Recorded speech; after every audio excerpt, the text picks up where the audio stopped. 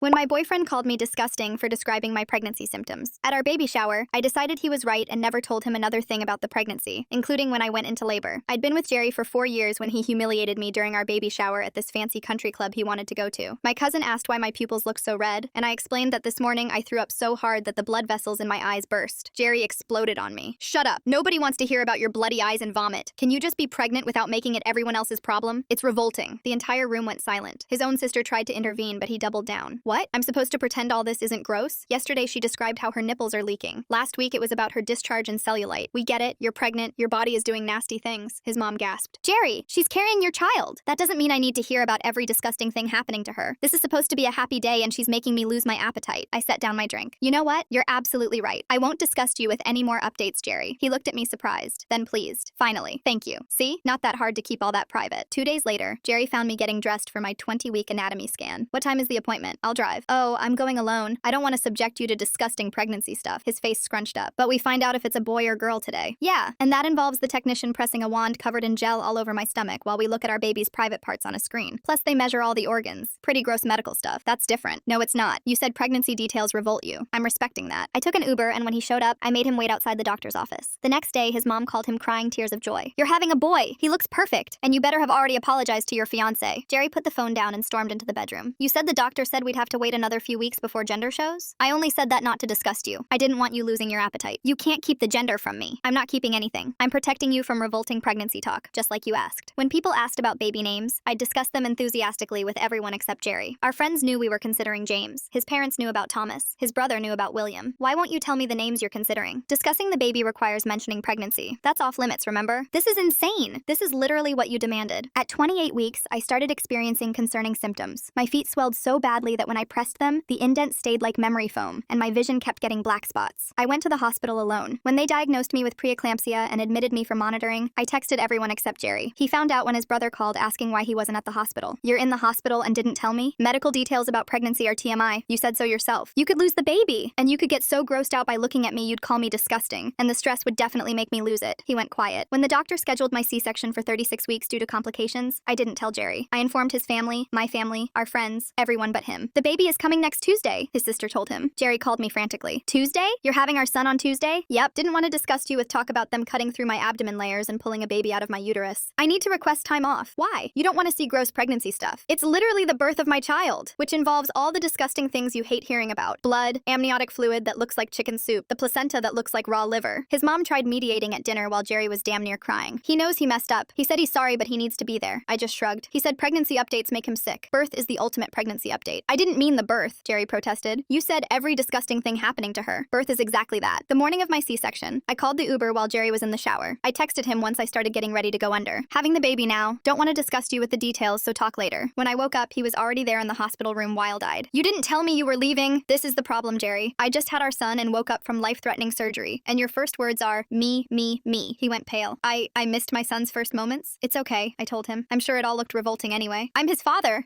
who finds the reality of pregnancy disgusting. I was protecting you from TMI. The nurse knew about the situation and looked at him with contempt. Oh, you're the one who thinks pregnancy is gross? Yeah, she told us. We've never had a father who didn't want updates before. Jerry fell into the chair, then back at me, then over at the room they were supposed to bring our baby out of. You know what? He said, standing up. Then he started walking to the door. Jerry? Jerry! He didn't stop or turn around even though I'd just yelled his name twice. The door swung shut behind him, and I was alone in that hospital room with machines beeping around me. The nurse came over and adjusted my IV bag while shaking her head. She muttered something about men who can't handle what they dish out but can't take the consequences. I tried to sit up more, but the incision from the C-section sent sharp pain through my whole middle. The nurse helped me adjust the bed and checked my vitals while I stared at that empty doorway. 20 minutes passed before they finally wheeled in a clear bassinet with my son wrapped in a blue and white striped blanket. The nurse lifted him carefully and placed him in my arms for the first time. He was so small with tiny fingers that grabbed at nothing and a scrunched up face that looked like an old man. My phone started buzzing on the side table, and when I looked, it was Jerry's mom calling. I answered with one hand while holding my baby with the other. She was talking fast, asking why Jerry just showed up at her house sobbing and wouldn't tell her what happened. I told her flat out that he walked out right after I woke up from surgery. The line went quiet for a long moment before she said she was on her way to the hospital. About an hour later, a woman with a clipboard knocked and came in introducing herself as a social worker. She pulled up a chair next to my bed and started asking gentle questions about my support system at home. Did I feel safe going back there? And did I have people who could help me with the baby? I started from the beginning, telling her about the baby shower and how Jerry called my pregnancy disgusting in front of everyone. She took notes while I explained how I'd kept him out of appointments and how he'd missed the birth. She nodded and said emotional abuse during pregnancy was serious and and they needed to make sure I had proper support. Jerry's mom arrived while the social worker was still there and immediately started crying when she saw her grandson in my arms. She came over and touched his tiny hand, then looked at me with tears running down her face. She said Jerry told her everything about what he'd done, and she was absolutely disgusted with her own son. Then she asked if she could still be part of the baby's life, even if Jerry and I didn't work things out. I told her of course she could, and handed her the baby to hold. The social worker watched this, and made more notes before saying she'd check back tomorrow. That second day in the hospital, my phone wouldn't stop going off with texts from Jerry. First he was sorry and begging to see the baby, then angry saying I was keeping his son from him. Then back to apologizing and saying he'd do anything to fix this. The messages kept coming every few minutes, switching between blaming me and begging for forgiveness. The nurse saw me getting stressed and showed me how to put my phone on Do Not Disturb except for emergency calls. She said I needed to focus on healing, not dealing with his drama. The hospital told me they couldn't discharge me without confirming I had safe housing and someone to help me at home. I had to decide if I was going back to the house Jerry and I shared or finding somewhere else to stay. Jerry's sister called and offered to come stay with me for the first week to help with the baby and recovery. She said Jerry was staying at their mom's house so I wouldn't have to see him. I accepted because I couldn't lift anything heavier than the baby and needed help with basic things. Discharge day came, and the nurse was getting my paperwork ready when security called up to the maternity ward. Jerry was downstairs with flowers trying to come up, but he wasn't on my approved visitor list. Security wouldn't let him pass the main desk without my permission, which I didn't give. He left the flowers at the desk with a note that the nurse brought up to me. I didn't read it right away, just stuck it in my bag with all the other discharge papers. Jerry's sister picked me up and drove me home while I sat in the back with the baby in his car seat. Walking into the house felt strange, like it belonged to someone else's life. The nursery we'd painted together and set up with all the furniture looked exactly the same but felt completely different. Jerry's sister helped me up the stairs holding my arm since I couldn't use my stomach muscles yet. She'd already moved into the guest room and had groceries in the fridge. Jerry storms out after she wakes up from surgery? That's telling. I wonder if he's running from guilt or just can't handle being confronted with what he caused by missing his son's birth. Jerry was staying at his mom's house and his sister made sure he knew not to come by. Everything hurt and I could barely walk to the bathroom without help, but at least I was in my own bed. My milk came in on day 3 and my chest felt like rocks that were on fire. I was sitting there crying from the pain trying to pump when my phone buzzed with another text from Jerry. He was asking if he could come see the baby and promising he'd only stay a few minutes. I texted back that I needed to focus on healing and would contact him when I was ready. He sent 5 more messages, but I didn't read them, just deleted the notification. The pediatrician appointment was in 2 days, and Jerry's name was on the insurance, so I had to text him the basic information. Just the date and time, nothing else about how the baby was doing or how I was recovering. He immediately texted back asking if he could come to the appointment and drive us there. I told him I'd already arranged transportation with his sister and he didn't need to come. He kept texting, but I turned off read receipts and stopped responding to anything that wasn't absolutely necessary for the baby's care. The pediatrician appointment arrived 2 days later, and I strapped the baby into his car seat while Jerry's sister drove us there. The waiting room was full of other new moms and crying babies, and I filled out the paperwork with one hand while holding my son with the other. When they called us back, the nurse weighed him and measured his length before the doctor came in asking about family medical history. She needed Jerry's side for genetic conditions and allergies, and I realized I couldn't completely cut him off from medical information about our son. I texted him asking for his family's health history, and he immediately sent back paragraphs of information, plus offered to come to future appointments. The doctor noticed my hands shaking and asked if I had support at home. I told her about the situation, and she handed me a stack of pamphlets about single-parent resources and postpartum support groups. Back home that evening, Jerry's mom called asking if she could help with the night feeding since she knew I was doing everything alone. She showed up at 9 with her overnight bag and took over the 3 a.m. feeding without me even asking. She never mentioned Jerry unless I brought him up first and just focused on helping with bottles and diapers and laundry. On my 5th day home, I finally opened the envelope from the flowers Jerry left at the hospital. The note was 3 pages long, acknowledging how cruel he'd been at the shower and how he understood why I'd excluded him from everything after that. He wrote about being ashamed of calling my pregnancy disgusting when I was growing our child and admitted he'd failed as a partner when I needed him most. I folded it back up and stuck it in the drawer with the hospital discharge papers because words didn't mean anything compared to actions. Jerry's sister was changing the baby when she mentioned that Jerry had started seeing a therapist twice a week. This surprised me since he'd always said therapy was for weak people who couldn't handle their own problems. She explained their mom made it a condition for him staying at her house and paying for his sessions herself to make sure he went. 3 days later, I woke up with a fever of 101 and called my doctor worried about infection from the C-section incision. Jerry's mom drove me to urgent care while his sister stayed home with the baby, and I sat in the waiting room feeling my incision throb with each heartbeat. The doctor examined the incision and found a small infection starting where one stitch hadn't dissolved properly. She prescribed antibiotics and asked about my stress levels since that could slow healing. I admitted things were complicated at home with the baby's father, and she wrote me a referral for a therapist who specialized in postpartum issues and relationship trauma. The antibiotics kicked in within 2 days, and the fever broke, but I still felt exhausted from everything. 2 weeks after giving birth, Jerry's sister handed me a thick envelope that Jerry asked her to deliver. Inside was a formal letter, clearly written with help from his therapist, requesting a mediated discussion about establishing a co-parenting agreement. The letter used words like accountability and repair and taking responsibility for harmful behaviors that didn't sound like Jerry at all. I set it aside and called the family law office downtown to schedule a consultation before agreeing to any meetings. The lawyer's office was on the 3rd floor, and I had to stop twice on the stairs to catch my breath since my stomach muscles were still healing. She listened to the whole story from the baby shower through the birth and took notes on a yellow legal pad. She explained that Jerry's behavior at the shower could be considered emotional abuse, and his pattern of missing appointments and walking out during birth would affect custody decisions. She helped me create a timeline documenting everything from the public humiliation to him leaving the hospital room to missing the actual birth. We went through my texts showing I'd tried to include him in medical decisions while he complained about being excluded from everything else. She printed out screenshots of his messages and organized them by date in a thick folder. The pattern was clear when laid out chronologically, and she said I had strong grounds for primary custody with supervised visitation, if that's what I wanted. She explained the difference between joint and sole legal custody and how physical custody schedules worked with newborns who were breastfeeding. The consultation took 2 hours, and by the end, I understood my rights and options better than I had before. She recommended waiting until I was physically healed enough to sit through a long meeting before agreeing to mediation. I texted Jerry's sister that I'd meet with him and a mediator once I hit 4 weeks postpartum and could sit comfortably for an hour. Jerry immediately started texting asking if we could meet sooner, but I didn't respond and just forwarded his messages to the lawyer for documentation. The baby needed another feeding, and I focused on that instead of Jerry's demands for immediate meetings. Jerry's mom continued coming over for night feedings 3 times a week and never pushed me to forgive her son or rushed me to make decisions. She held the baby while I showered and cooked meals I could eat one-handed while nursing and became more like my own mom than his. The days blurred together with feedings and diaper changes and doctor appointments, and slowly my body started healing from the surgery. My phone buzzed with a text from Jerry's brother asking if he could come meet his nephew without Jerry there. I appreciated him respecting my boundaries and texted back that he could visit tomorrow while Jerry's mom would be helping me. The next afternoon, he arrived with a stuffed elephant and held the baby so carefully like he might break. He mentioned Jerry talked about the baby constantly at work, but understood he'd messed up badly. He didn't push me to forgive Jerry or make excuses, just focused on being a good uncle and took photos with his nephew. After he left, my cousin from the baby shower showed up with 2 bags of groceries and put everything away while I nursed the baby. She'd been coming by every few days since I got home, holding the baby so I could shower or just sit without someone needing me. She reminded me how strong I was standing up to Jerry when he humiliated me at the shower while I was already so vulnerable. She said most people would have just cried, but I protected myself and my baby from someone who couldn't respect what I was going through. 3 weeks after the C-section, I started pumping milk into bottles so other people could help with feedings. Jerry's mom naturally took over the 3 a.m. feeding shift since she was staying over 3 nights a week anyway. She mentioned while washing bottles that Jerry had asked about the baby's feeding schedule, but she told him that was my information to share when I was ready. She never pushed me to include him or made me feel guilty about keeping boundaries. The pediatrician gave me a referral for a postpartum therapist, and I went to my first appointment 4 weeks after birth. I spent most of the hour crying about how this wasn't the motherhood I'd imagined. I thought I'd have a partner helping with night feedings and doctor appointments, and instead I was basically a single mom with his family helping. The therapist validated that I was grieving the partnership I thought I had, while also trying to protect my child from further harm. She said it was normal to feel angry and sad and overwhelmed all at once. She helped me see that Jerry's cruelty during pregnancy wasn't just mean words, but actual emotional abuse that put me and the baby at risk. When I got home from therapy, Jerry's sister was waiting with an envelope. Inside were photos of a certificate from a parenting class showing Jerry had enrolled in a 12-week program. I felt something crack slightly in my anger, but then remembered him calling my pregnancy revolting in front of everyone at the shower. I remembered him saying my body was doing nasty things and making him lose his appetite while I was growing his child. The certificate went in the folder with all the other documentation my lawyer was collecting. 2 more weeks passed with the same routine of feedings and diaper changes and his mom helping overnight. The mediation date we'd scheduled for 4 weeks postpartum got pushed to 6 weeks when I still couldn't sit comfortably for long periods. Finally, the day arrived and I drove myself to the mediator's office downtown. Jerry was already there and he looked terrible with dark circles under his eyes and his clothes hanging loose like he'd lost weight. Jerry's family helping out this much while he's completely absent? There's something interesting happening here. His mom and sister seem to be filling the gap he left, but I'm curious about their real feelings toward his behavior right now. He started to speak, but the mediator redirected him to listen to me first about how his actions affected our situation. I explained how his public humiliation at the baby shower made me feel worthless and disgusting for experiencing normal pregnancy symptoms. I told them about throwing up so hard my eye vessels burst and him calling it revolting instead of showing concern. I described going to the hospital alone with preeclampsia because I couldn't trust him not to call my swollen feet and vision problems gross. I explained how I couldn't trust him with my medical care after he made it clear my pregnant body disgusted him. Jerry actually sat there and listened without trying to interrupt or defend himself. When I finished, the mediator asked Jerry if he wanted to respond. Jerry apologized without making excuses, admitting he was selfish and cruel and let his personal discomfort override basic compassion for the person he claimed to love. He said he understood now that pregnancy was hard and scary, and he'd made it worse by making me feel ashamed of what my body was going through. He admitted he'd failed as a partner when I needed him most. The mediator asked what specific changes Jerry was making to address his behavior. Jerry pulled out a notebook and listed therapy twice a week with a counselor who specialized in emotional abuse recovery. He showed receipts for the parenting classes he'd already attended for 3 weeks. He had a stack of books about pregnancy trauma and postpartum recovery that he'd been reading to understand what I went through alone. He said he knew words meant nothing after what he'd done, but hoped to prove change through consistent actions over time. He wasn't asking for forgiveness or immediate access to the baby, just the chance to show he could be better. The mediator helped us create a basic framework where Jerry could have supervised visits starting with 1 hour twice a week at his mom's house. Jerry nodded and wrote it down in his notebook without arguing, which surprised both me and the mediator. The mediator helped us work out the details like pickup times and what supplies Jerry needed to have ready at his mom's house. I made a list of formula formula brand, diaper sizes, and emergency contact numbers, while Jerry took photos of everything with his phone. His mom agreed to supervise every visit and send me updates, which made me feel slightly less anxious about the whole arrangement. The first visit was scheduled for the following week when I'd be 5 weeks postpartum, and I spent the entire week second-guessing myself. I packed the diaper bag 3 different times and wrote out feeding instructions, even though his mom had raised 2 kids herself. The morning of the visit, I drove to her house and handed over our son with shaking hands. Jerry was already there sitting on the couch looking nervous, and his mom took the baby from me gently. I sat in my car down the street for the entire hour checking my phone every 2 minutes. His mom sent photos showing Jerry holding the baby carefully with both hands supporting his head properly. In one picture, Jerry was looking down at our son with this expression of complete wonder mixed with fear. The baby was calm the whole time according to the texts, and even fell asleep in Jerry's arms. When I picked him up an hour later, Jerry handed him back without trying to extend the time or make any comments. The second visit went similarly, and by the third one, I managed to drive home instead of sitting in my car the whole time. After 3 successful visits, Jerry sent a message through the mediator, asking if we could discuss gradually increasing the time. I thought about it for 2 days before agreeing to extend to 2 hours, but keeping the supervision requirement until he finished his programs. The mediator helped us adjust the schedule, and Jerry accepted the terms without pushback. My 6-week postpartum checkup came around, and I drove myself to the doctor's office feeling physically better, but emotionally drained. The doctor examined my incision, which had healed well, and cleared me for normal activities, including exercise. She asked how I was doing emotionally, and I admitted that co-parenting with someone who'd hurt me was harder than the physical recovery. She gave me some resources for support groups and reminded me to prioritize my mental health too. That afternoon, Jerry's sister stopped by with groceries and mentioned Jerry had been going to therapy twice a week without missing a single appointment. She said he'd even started journaling about his feelings, which was shocking since he used to mock people who journaled. According to her, he seemed genuinely committed to understanding why he'd been so cruel and learning better ways to handle discomfort. She didn't pressure me to forgive him, but wanted me to know he was putting in real work. 2 weeks later, when the baby was 2 months old, Jerry sent another request through the mediator, asking to attend the next pediatrician appointment. I thought about it carefully and decided to allow it, but set clear boundaries that he could listen to medical information, but I made all decisions. The mediator communicated my terms, and Jerry agreed immediately. The appointment was scheduled for the following Tuesday, and I arrived early to check in and get settled before Jerry showed up. He came in quietly and sat in the chair by the wall instead of next to me on the exam table. When the pediatrician came in, she didn't know our history and treated us like any other parents. Jerry asked good questions about developmental milestones and took notes when she explained the vaccination schedule. He didn't make any comments about my choices or try to override my decisions about anything. The pediatrician mentioned we seemed to be co-parenting well, which felt surreal given everything that had happened. After the appointment, Jerry thanked me for letting him come and left without trying to extend the interaction. Later that week, his mom came over to help with laundry and mentioned how proud she was of how I was handling everything. She admitted she'd failed Jerry by never teaching him proper respect for women and always making excuses for his behavior. She said watching me set firm boundaries was teaching her about her own patterns of enabling him over the years. She apologized for not intervening sooner when she saw warning signs of his disrespect toward me. I appreciated her honesty, even though it didn't change what had happened. As the weeks passed, I started feeling more confident in my abilities as a mother. I realized Jerry's absence during those crucial early weeks had actually forced me to trust my instincts.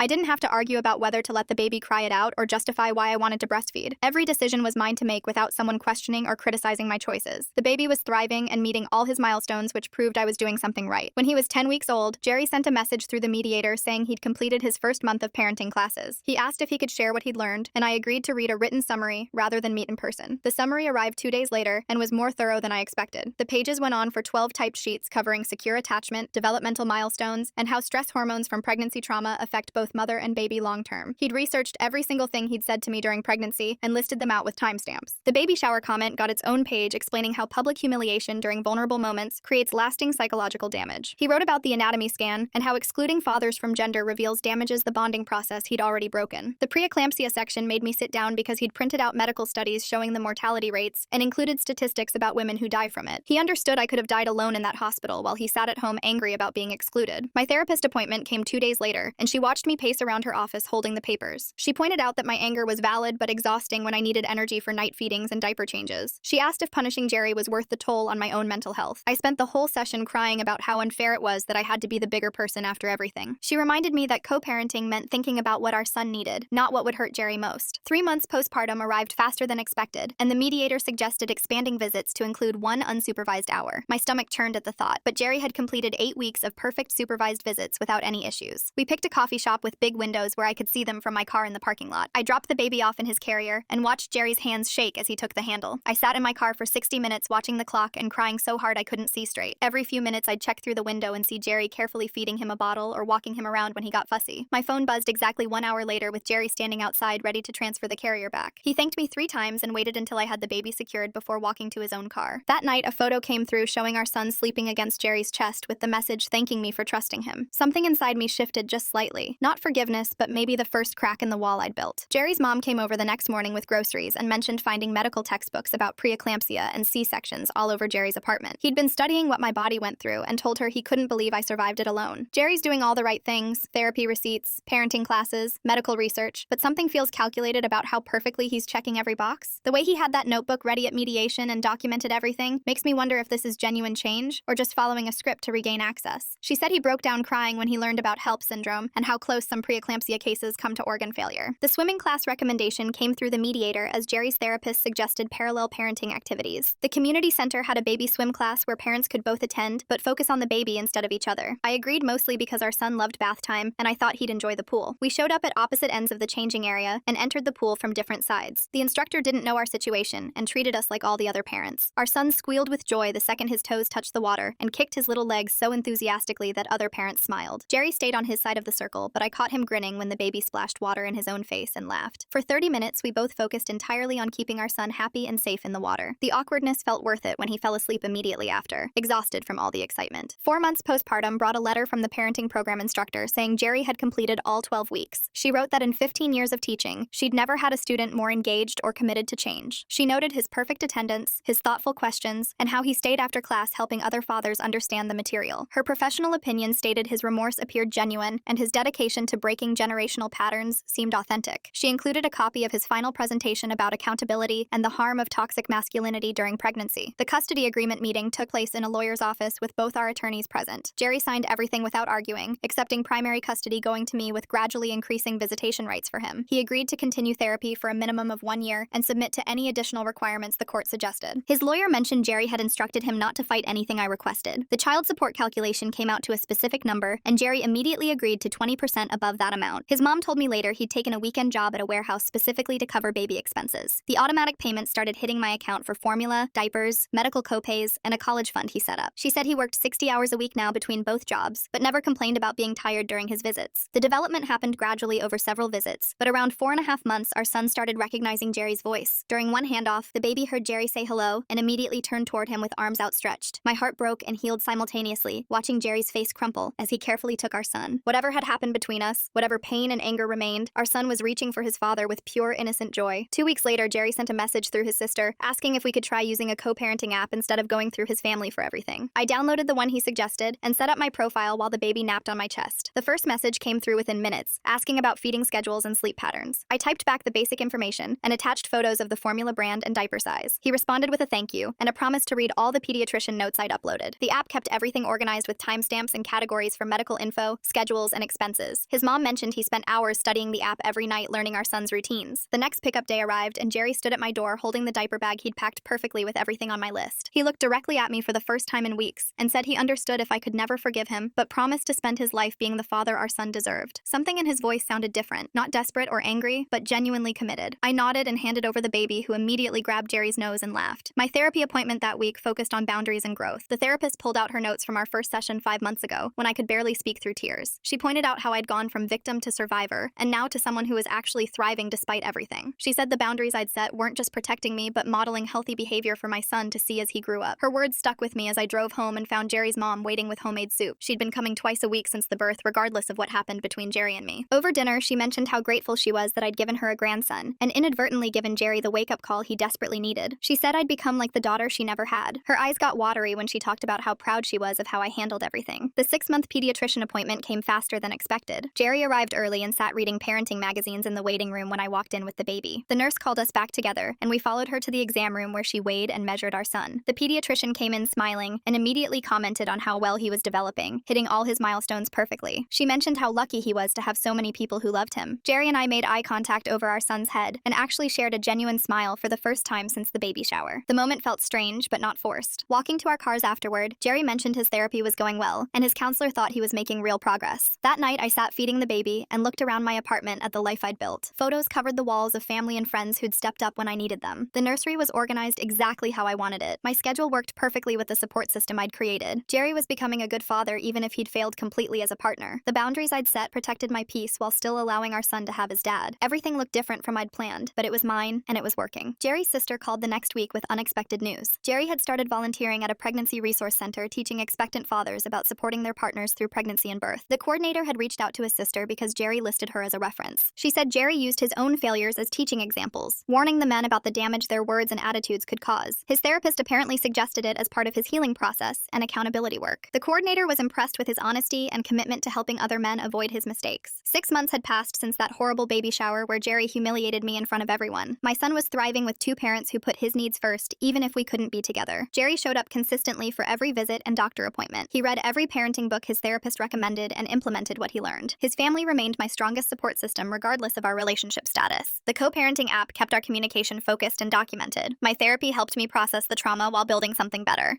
Friends who witnessed everything said they'd never seen someone handle such a situation with more grace. The life we'd created looked nothing like the traditional family I'd imagined, but it was built on respect and boundaries and growth that had been earned the hard way. Thanks for sticking with me through all these thoughts and questions. It's been a pretty wild ride just wondering out loud together. Can't wait till our paths cross again. Subscribe for more content like this.